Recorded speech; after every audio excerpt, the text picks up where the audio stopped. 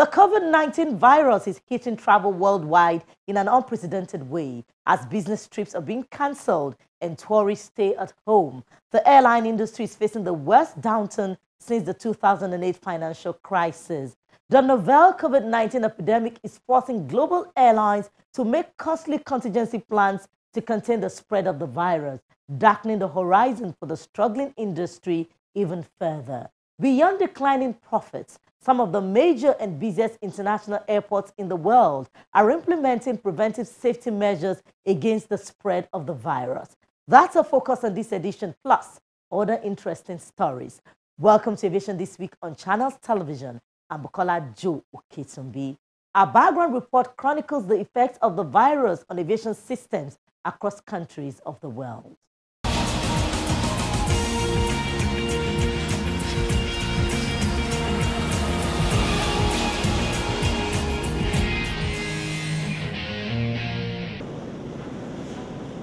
The coronavirus infection, or COVID-19, is now present on every continent except Antarctica. It has infected nearly 90,000 people, killing more than 3,000. Believed to come from wildlife in Wuhan City in China late last year, the flu-like disease, according to the World Health Organization, has peaked and is declining. In Pakistan, authorities have shut schools in the southern province of Sindh, including the country's largest city, Karachi, where the first coronavirus case was reported, and the southwestern province of Balochistan, which borders Iran. They also began to trace nearly 8,000 pilgrims who recently returned to the country from Iran. Pakistan Civil Aviation said it is suspending all flight operations with Iran till further notice. 3 as Iranian carriers run 7 flights a week to and from Pakistan. On coronavirus, I would like to say that the government, both at federal level and at provincial levels, is actively engaged with the government of Iran to deal with this, with the spread of the virus and the evolving situation. We are working in close collaboration with the government of Iran. And we fully support the efforts of the Iranian authorities in managing the outbreak, and we stand in solidarity with them at this point. Now to the Dominican Republic. The first confirmed case of coronavirus in the country is a tourist visiting from Italy. The patient, a 62-year-old man, has been transferred from an isolation room in the military hospital and is in stable condition. We received notification that there were 4 patients in the ship's medical clinic, and when it arrived at the port, there were 7 with active acute respiratory infection inside the ship. That forced us to stop the ship's docking and to take measures to stop it from getting to the port. Dominican authorities have ordered the cancellation of all flights from Milan for 30 days. The measure will affect some 4,000 passengers who had reservations to fly with a low-cost airline from Milan to La Romana, a coastal tourist area. In New Zealand, the first case of the new virus is someone who returned from Iran. According to health authorities, the patient in his 60s is being treated in Auckland City Hospital. The person also tested negative to COVID-19 on 2 occasions, but obviously clinical judgment was to continue and look in greater detail. For Saudi Arabia, which now has 1 case of the virus, the nation is closing its doors to foreign Umrah pilgrims and growing fears of coronavirus spreading. Its foreign ministry said in a statement that the suspensions were temporary but provided no time frame for their expiry. It is unclear if the Hajj pilgrimage, which is scheduled to begin late July, will be impacted. In Iran, cases of the novel infection continue to increase as the country reported 978 confirmed cases by noon on March the 1st and 175 cured. The situation is said to have deteriorated rapidly in the past few days, with prevention and control measures being taken by the government to identify the infected group. Iran is slowly gaining the upper hand, if not in treatment, at least in identifying the infected population. What the officials also found as good news was the announcement that at least 175 people have now been treated and discharged. The country he mentioned is still facing major challenges in terms of medical know-how and crisis management. Now to the United States, where Delta Airlines has from March the 1st suspended flights to Milan in northern Italy, where most coronavirus cases have been reported till May. The airline says flights will continue to Rome. American Airlines Group has also announced a similar move. The United States has imposed limits on travelers who have visited Iran and recommended against travel to hard-hit areas of Italy and South Korea. The United States is also considering shutting the country's southern border with Mexico to control the spread of the virus. And back home in Nigeria, the Nigerian Civil Aviation Authority has asked airlines and other airport users to heed the guidance of Port Health Services on the use of screening forms, assessment of suspect or ill travelers, and any other measures they may adopt.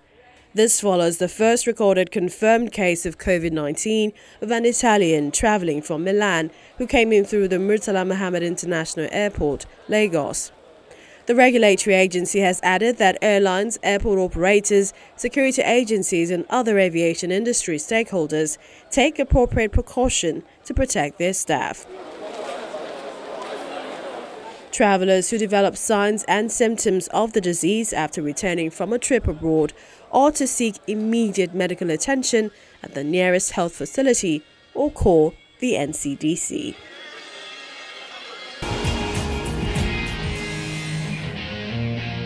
On our interview segment, we take the Minister of Health at a briefing in Abuja. Dr. Ehanire says there's now a receipt for the self-reporting forms given to passengers, which must be presented at the immigration point before clearance at the international airport. There's more from him.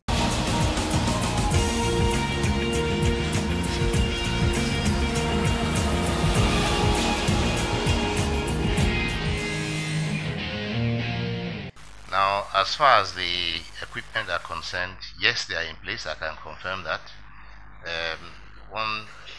8 days ago, I passed through those places. They were there, and even before others have confirmed that they are there. I also have tweets from various Nigerians, including senators, who have praised the equipment in there and the alertness that is being displayed, and they have compared with other countries. There are other countries that are not so alert as we are here. And there are, of course, again, as I said at the beginning, people who do not know that they are being scanned, that they are being treated, so they think nothing is being done. Because we are using remote sensors, we are using passive temperature gauges.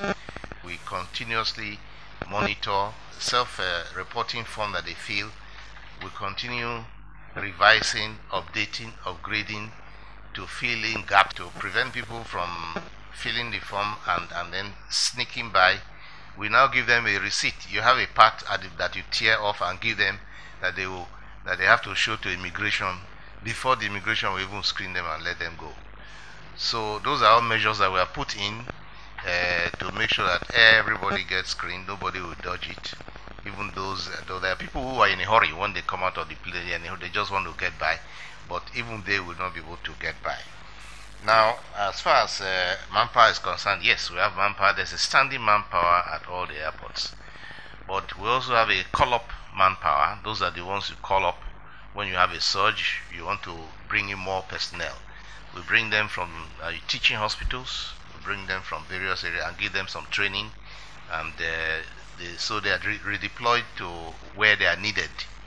And after the surge is over, they go back to our usual work. So we have a method by which we're able to increase staff from hospitals to meet the needs as the situation demands at every particular time. The focus, I told you before, is in those states where we have international airports. They are working very hard to get themselves ready and prepare for the peculiarities of this particular outbreak. The corona is peculiar in its own ways, so you have to adjust to it.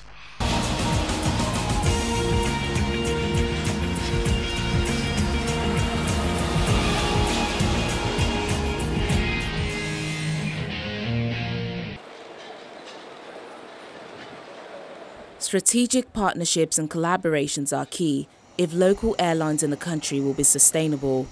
This is coming from an aviation stakeholder who believes this kind of collaboration, especially with foreign airlines, could bring added technical know-how. I believe strategic partnership is key.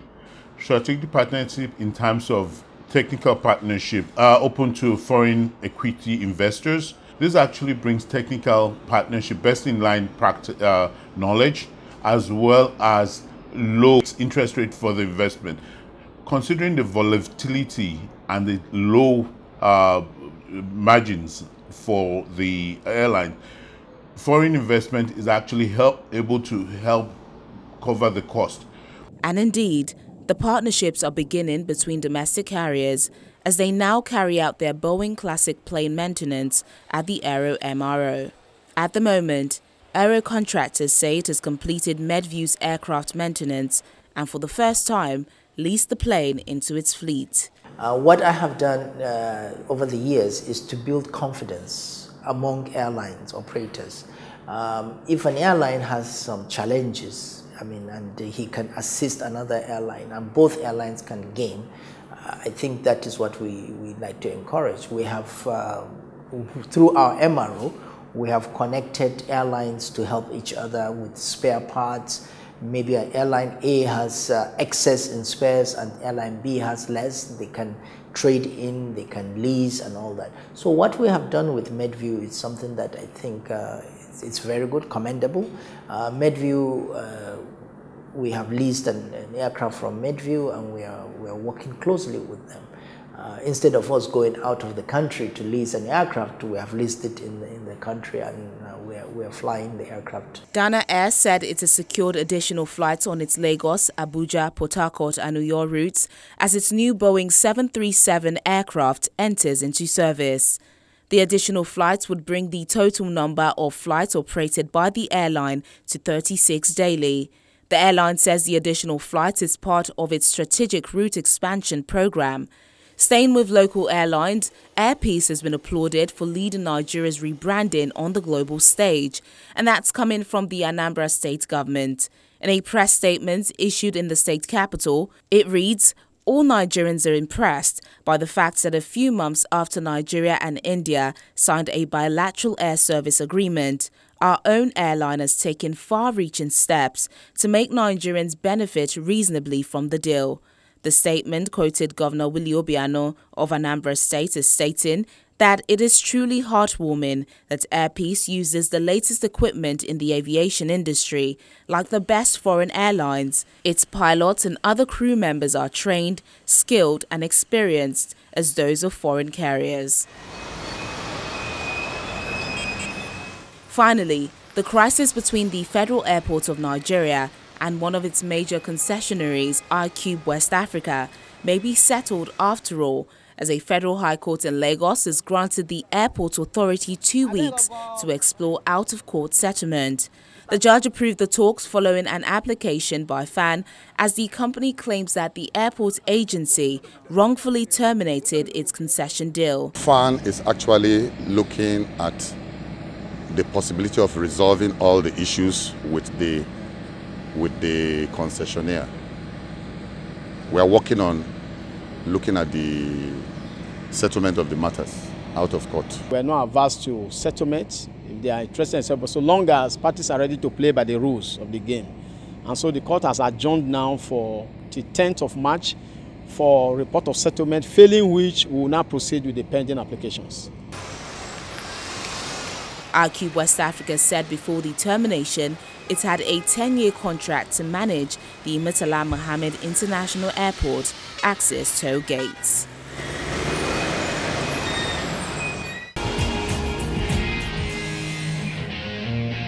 When we return after the break, our feature for the week is next. Do join us again.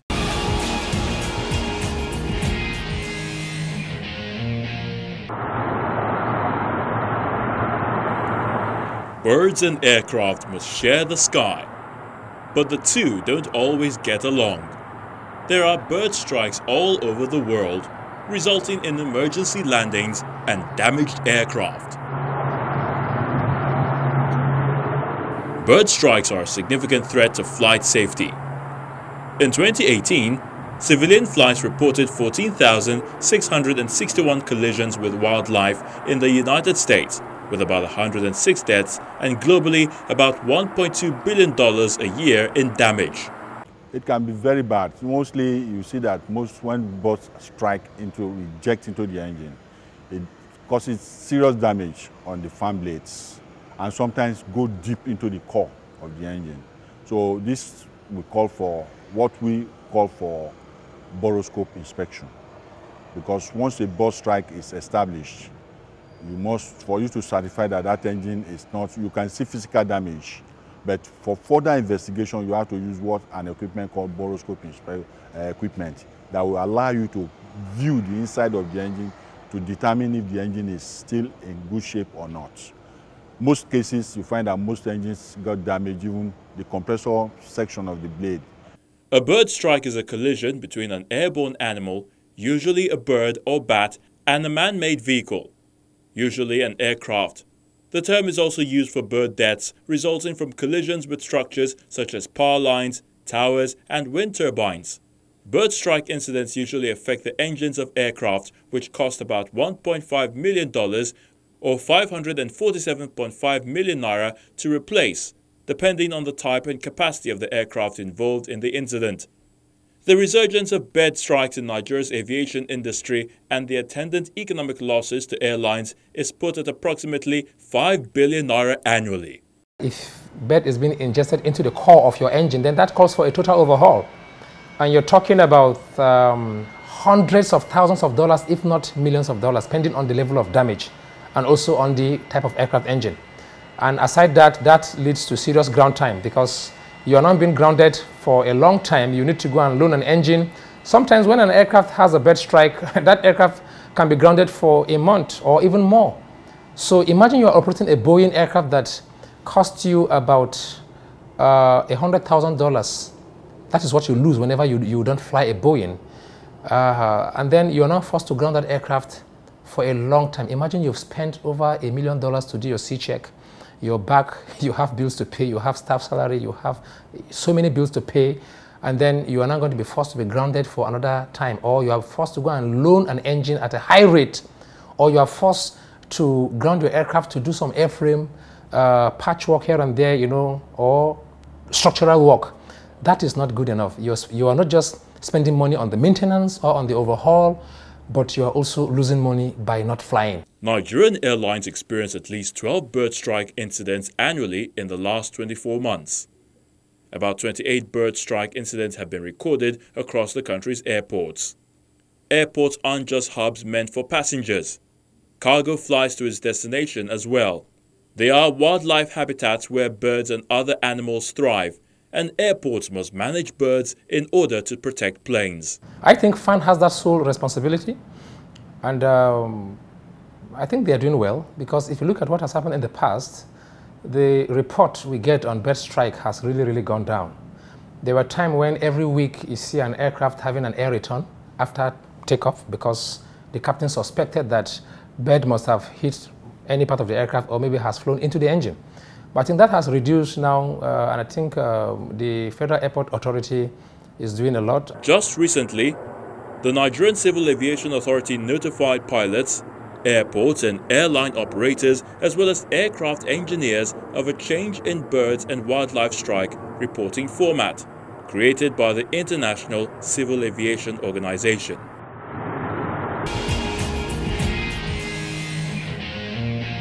As the program winds down, there's a report on the Lagos Airport's aircraft accident simulation exercise and an update on the 14-year-old Ivorian Stowaway who lost his life in January 2020.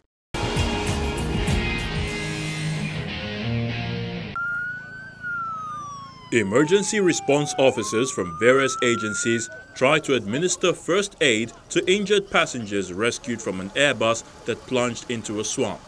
I want us to get one complete process. The injured are handled and tagged according to the degrees of their injuries. Those with black tags are confirmed dead. The exercise continues at the resuscitation center, where those with serious injuries are treated. All scenes are not real, but simulated. It's a mock exercise and is a regulatory requirement that we should test our readiness for accident or incidents. An Airbus A330 coming to Muritala Mohammed Airport with 120 passengers on board, crash landing before the runway into a difficult terrain. Simulation is aimed at evaluating the level of synergy among emergency agencies. Over 10 agencies are involved in this scenario. Here we are expected to have 3 major fire tenders. We'll have minor fire tenders, we'll have medium tenders, and we'll have major tenders. But what we use here is 3 major tenders, where each of them is carrying a capacity of water of not less than 10,000 liters. 10,000 liters, and by the category of this airport, the water requirement is above what we have in our vehicle is above right now. Though the aircraft was in a difficult terrain where my men could not easily access it, but that is why we have to enlist the support of assisting agencies, especially LASEMA, who have the necessary with that in terms of equipment and training to access that difficult terrain. And they were there on time. They created a path for us to assess the incident zone, we're able to fight the fire and do our rescue operations. 80% of the agencies responded on time. And at the scene, as they come, we record it. Who came first, which fire truck got there, at what time, what is the time, the response time is supposed to be just within 3 minutes, which we actually met. The accident simulation is a regular exercise, and when effectively applied, it can save more lives in real emergency situations.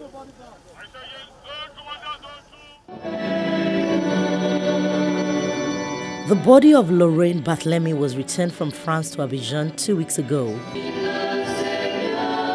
The discovery of the lifeless 14-year-old in the undercarriage of an Air France plane last month shocked the nation.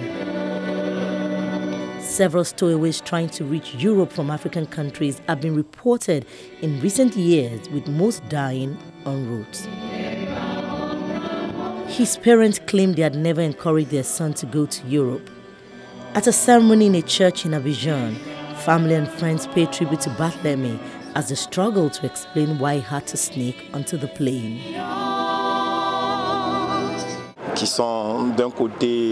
What can lead these teenagers, 14-year-olds, to go to France in order to find themselves, so to speak? I think this can be caused by poverty, because if the government can't provide work for the youth, it can lead them to go find it elsewhere. The head of his school, who organized a special remembrance ceremony for his shaking classmates, says teachers need to encourage children to build a future at home.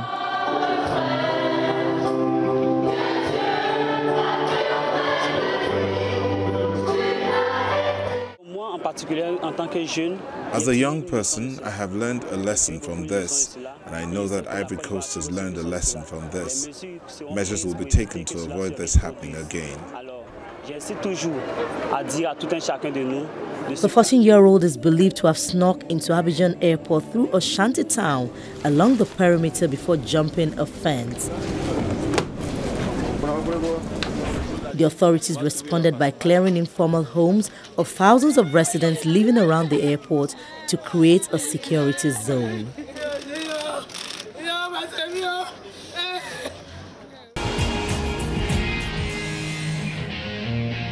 This is where we disembark on this edition. Thank you so much for watching. See you next week and stay safe. I'm Bukola Joe Oketumbi.